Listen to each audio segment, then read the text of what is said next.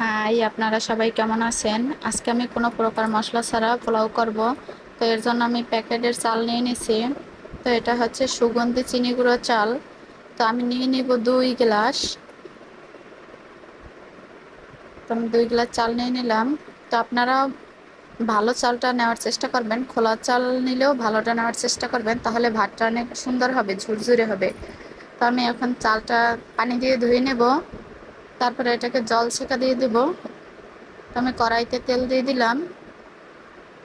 তো দেখতেই পাচ্ছেন কিভাবে আমি ছেঁকা দিয়ে দিলাম।